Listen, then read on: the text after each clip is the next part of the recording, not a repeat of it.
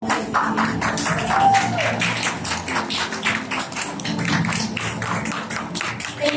you so much for all the people who clap. Yun ang po ba yung The Best Manila?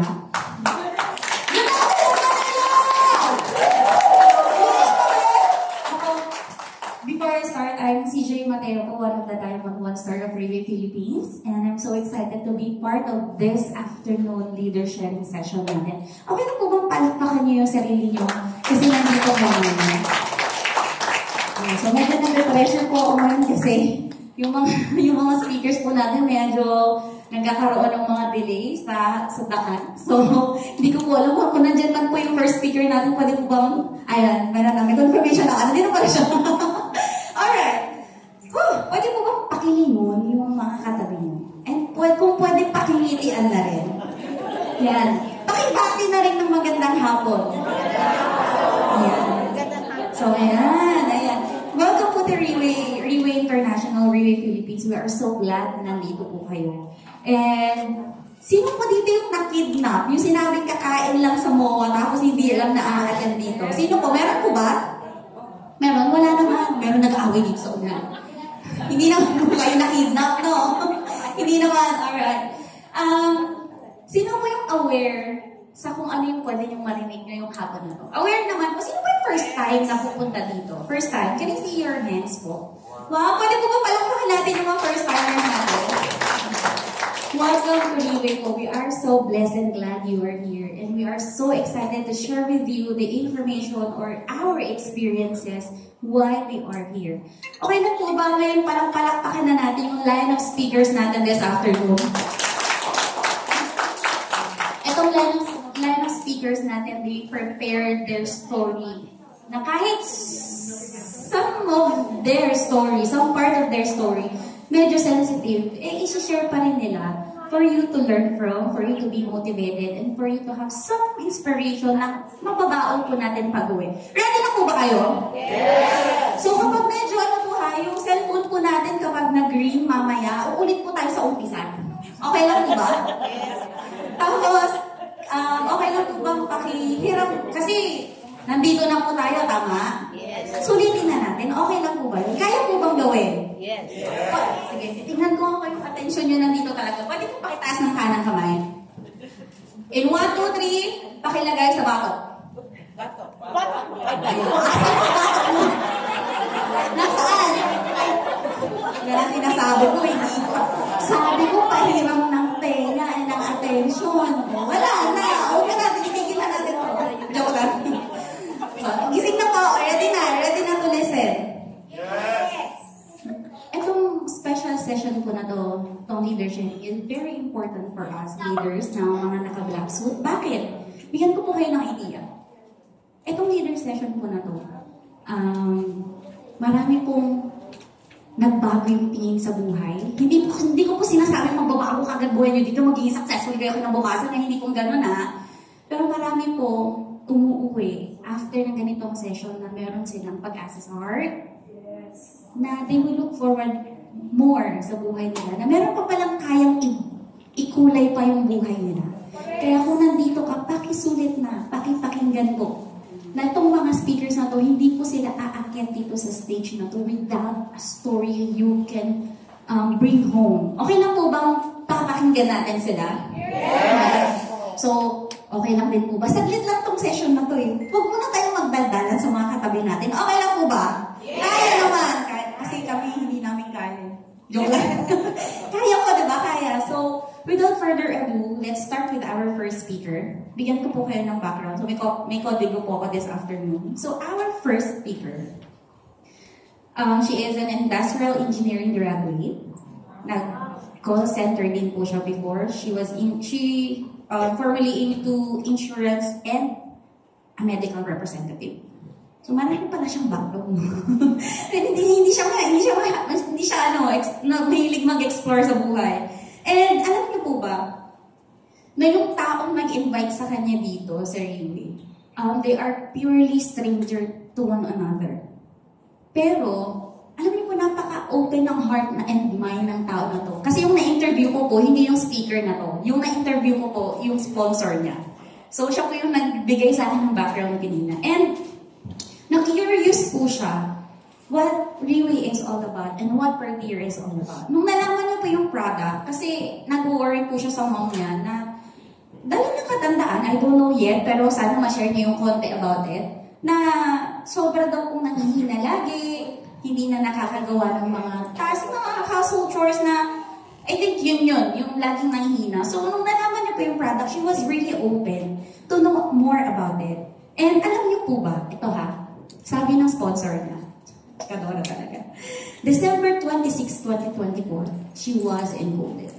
And before that month ends, she hit her first round. And that is, without further ado, our Diamond One star. Let us all welcome Catherine Paralit.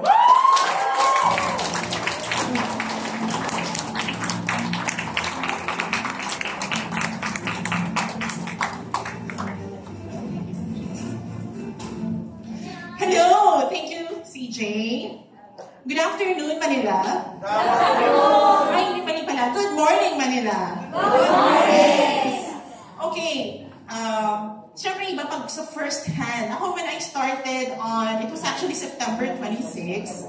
When I started, that's last year. Pero iba kasi pag first hand information mo maririnig yung information. Tama po ba? Yes. And probably one of the reasons why you're here, because sino po dito has already an idea about the company or the product? Pwede po bang pakita sa kamay? Idea lang naman. So, wala pong sinabi sa inyo. Wala pang sinabi? Wow! Congratulations! Ako, unang-unang makakapag-explain sa inyo what the company is all about. By the way, our company is Riway International. Hindi po iba ang reaction nyo sa reaction ko the first time I heard about the product. Okay? It's true that when it was presented to me, we are a total strangers na aking sponsor, which I would like to acknowledge, ang ating Kimalik Pavo, si Smay Amugis. And also before I move along, I would also like to acknowledge then my guest, who happens to be my high school teacher. When high school teacher, so imagine mo how many years ago pa yun, di ba? It's none other than Sir Elias Salvador.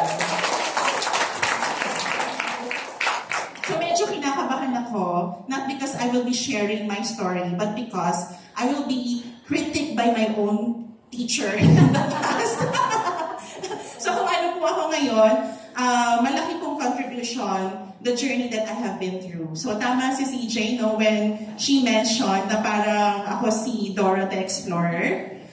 Because ever since I was young, I learned to be resourceful myself. I learned to be independent myself. Being one of the breadwinners of the family. And then I ventured, yes, in the BPO industry. I spent 10 years in the BPO industry. But during that time, I'm not yet a graduate of industrial engineering. So sabi ko, siguro iniisip ninyo, this is a health product, and yet I am not a health-related person. Okay? But I was able to relate easily dun sa product. Do you want to ask me why? Why?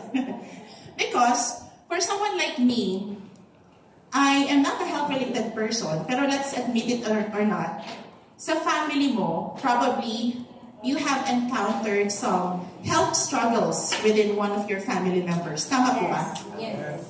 And you have long been searching for something that could address your need. Yes. Yes. And hindi ko po siya nakita during BPO days, but after BPO,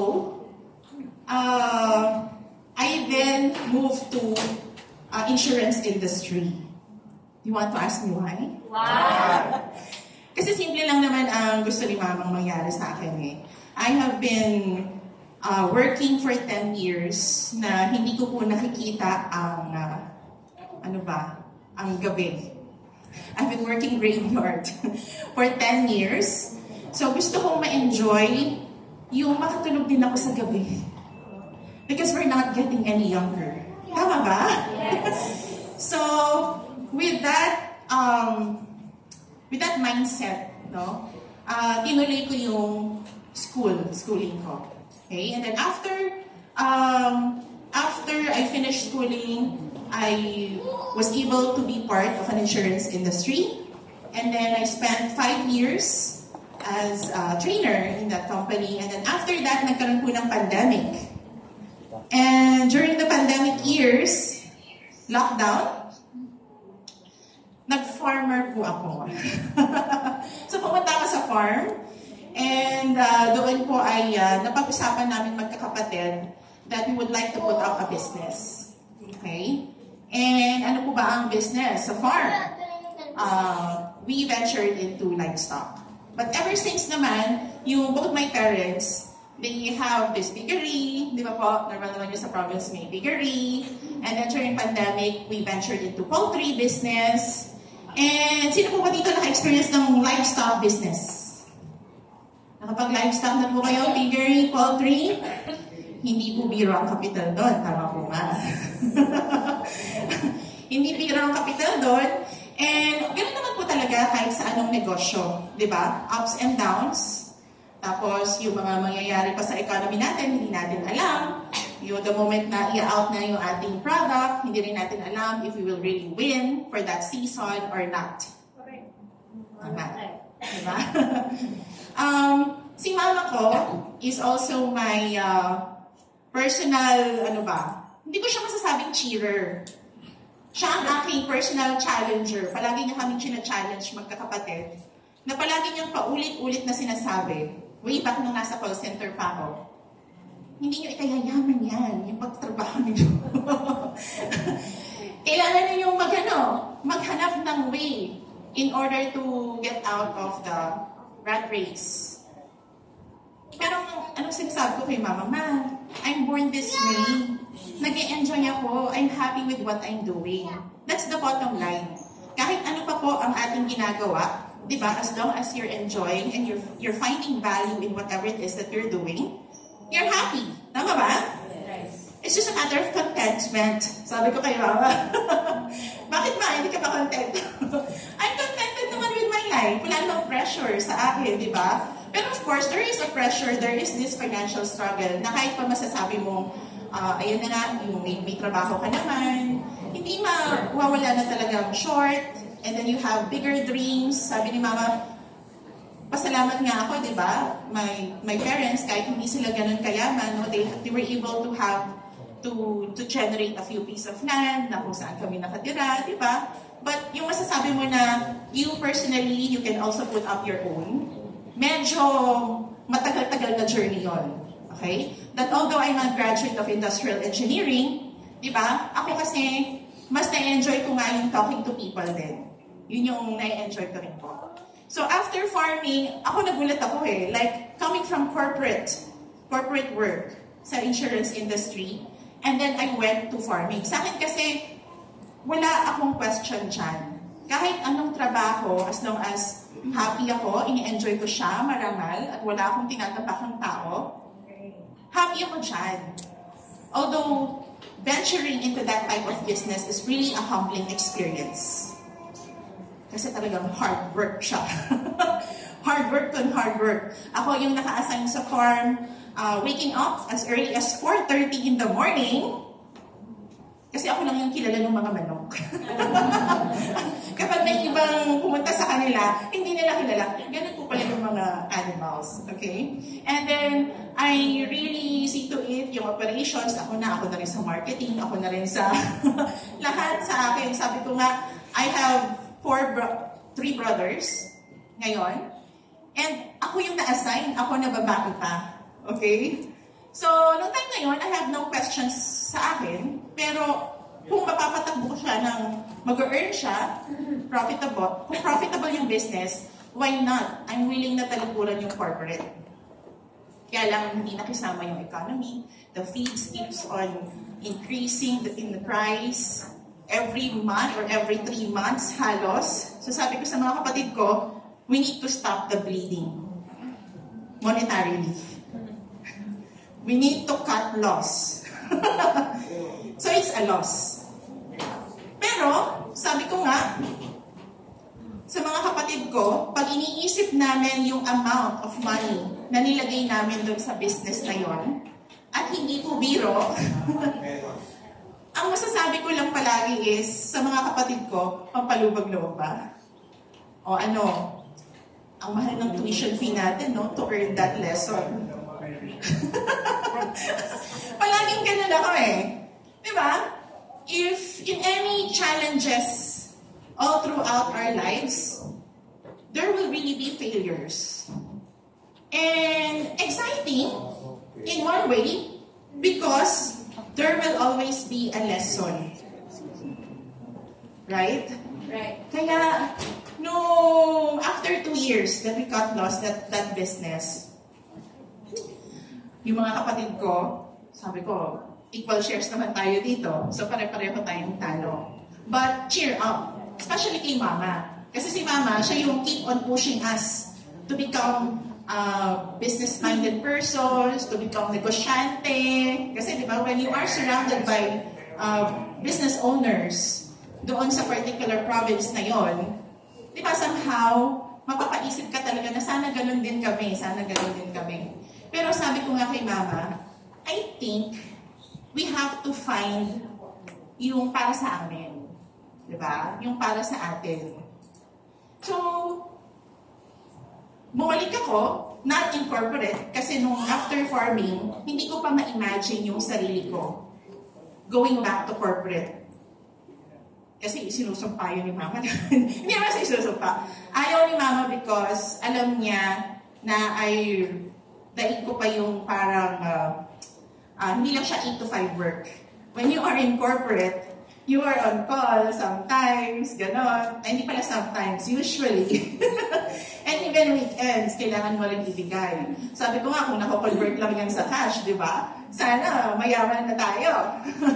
Pero, hindi. But then, yung mga ganong situations in our life, hindi po yun tapon. In fact, I enjoyed every bit of it. Every bit of talking to people, kahit na wala siyang, technically, hindi siya nako-convert into cash, because that's what I love to do.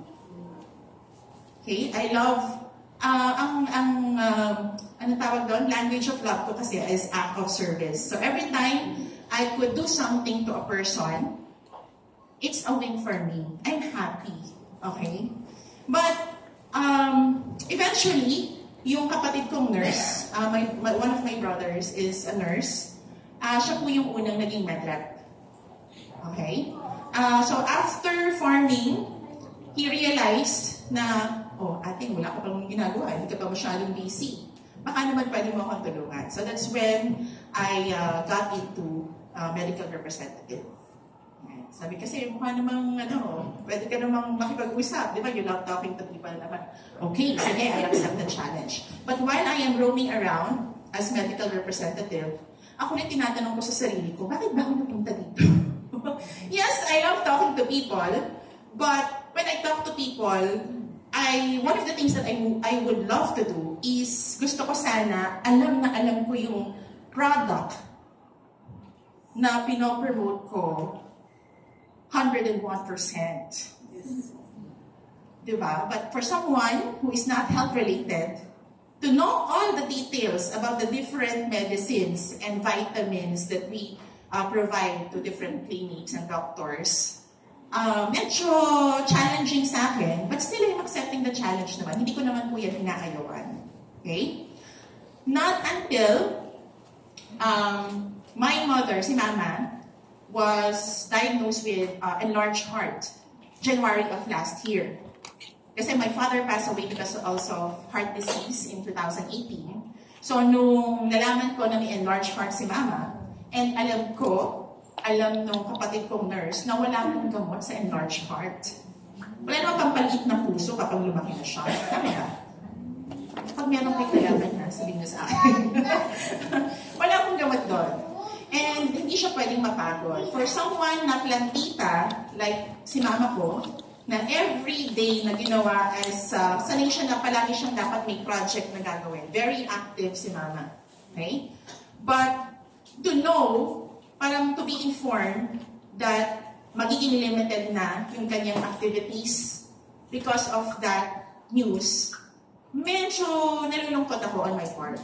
Because medyo mababawasan yung quality na kailangan namin siyang sawayin in doing the things that she loves to do. So from then on, na nalaman ko yung story na yon, hindi pa rin naman ako nalulungkot. Kasi sabi ko, I am very hopeful. Diba? I will do everything and I will make sure that every bit of moment na kasama ko si mama ko, it's very precious na. Pero from then on, I keep on praying na sabi ko, Papa G, baka naman. Baka naman pwede, hindi ko naman hinihiling na mabuhay siya forever. Pero what I'm praying for is ma-extend. Ma-extend pa. Because there's a lot of things, a lot of projects that we have talked about na gusto namin mangyari. And it was actually, ang birthday niya was September 7. September 7. And during that time, there was a well conference organized by Brother Bo through Truly Rich Club. So I remember I met my sponsor, si Engineer Mai, during that event. Actually, yun yung pala, alam naman ni Papa Jun na yun yung nasa puso ko during that time. I've always been praying for that. And nung nalaman ng sponsor ko na, Oy, Madam Ka, I need to talk to you. Nung nalaman ko naman siya na, Uy, I'm handling stem cell. I need to talk to you. Let's not talk about the price yet, but I want to know how it could help my mom. Yun lang po muna yung sa akin. Tsaka natin pag-usapan kung paano ko igagapang kung magkano yan. Yun yung nasa akin. So, when I met my sponsor, gusto ko i-schedule ko na agad. Kailangan na natin mag-usap sa lalong madaling panahon. Dali kong kausap, no? Kasi before hindi naman judge, before I make a decision, whether it's for me or not for me, I always welcome the opportunity to get the information, to talk to the person, especially kung it's for free naman. Di ba? Yung po bang pagkausap ninyo dun sa person who invited you, meron po bang halaga yan? Meron po ba kayong consultation fee na binayad? Wala naman. So, free story to share. Right? So, when I talk to Mai, she talk about a lot of things about the product.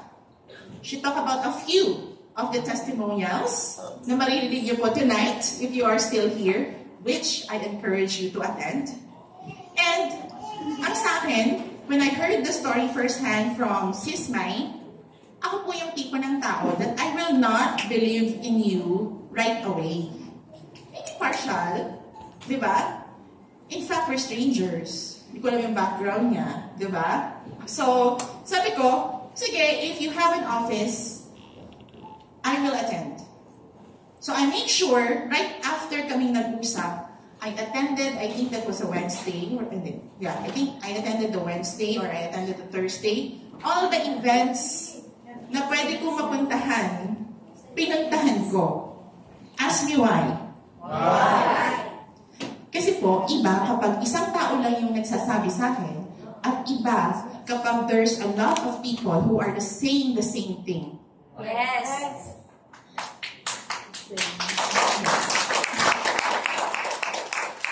And I want to, alam ni Mayan, and alam din po yan ng mga taong nakausap ko, talagang kahit wala ako sa tabi ni May, makikita niya ako, may kausap na po ako. Yung katabi niyo po ngayon, kausapin niyo na yan. Totoo ba yung sinasabi niya? Ano pong na-experience din niyo? Because I want to hear it firsthand from the person who are taking the product, the effect. That's when I will decide whether I will provide it to my mom or not. But I remember, I only got one bottle from Sis Mai during the first time na nag-meet kami. Because I'm so eager to learn the effect right away. Kasi iba yung narinig ko na si Mai, narinig ko na kayong lahat, pero hindi pa rin ako naniniwala sa inyo, akala nyo I have to experience it myself. Yes. And I have to see it myself. Yes. So that's what I did. So after that, nakita ko yung effect on the first few days, first few weeks, para sa akin and para kay Mama. and sa ibang mga relatives ko. Yeah, I will tell it another time. Okay? But doon ko napatunayan na sabi ko, oh, if this is something this good, and I learned about this product that is so good, feeling ko nga parang pagdating ko po dito, every time I attend the event, pag lumalabas ako, palagi kong sinasabi ko sa sarili ko, wow, Lord, it's a miracle. Parang gano'n yung reaction ko. Pero sa loob-loob ko lang yun, hindi ko sinasabi sa sponsor ko. Kasi I'm still investigating all throughout those days that I'm attending this event. Sabi ko, wow, it's a miracle. Wow, it's a miracle. If you are exposed to those stories and those sharings every now and then, and you are seeing these miracles firsthand sa sarili mo, hindi mo pwedeng sarilinin. You have to share it.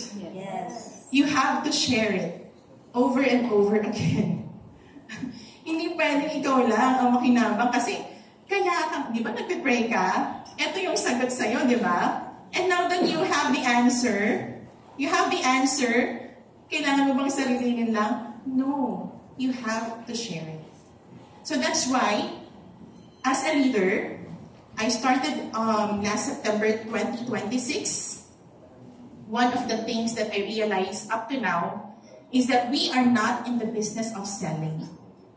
We are just in the business of sharing. Yes.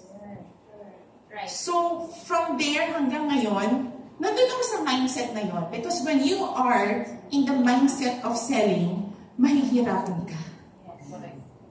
But if you are in the mindset of overflowing gratitude because you witnessed something na hindi ka makapaniwala, that has been the answer to your prayer, it has been so easy and smooth all throughout the way. So that's one thing na na-realize ko. So from September 2026 up to present, I keep on, it's been easy. Hindi ko siya nakikita na difficult. Okay? Maybe it's difficult for some, or maybe because sanay naman ako sa rejection, sanay naman ako sa failures, di ba? With all those experiences na nangyari na po sa akin.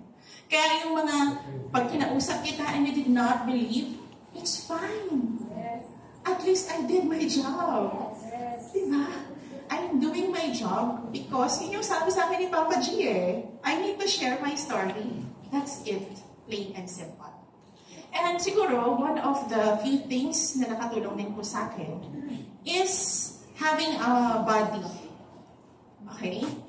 I cannot believe it myself na my best friend, classmate ko po since grade 1. In fact, nauna po siyang gumraduate sa akin bago ako because I have been through a lot of things pa. Marami pa akong mga stopovers.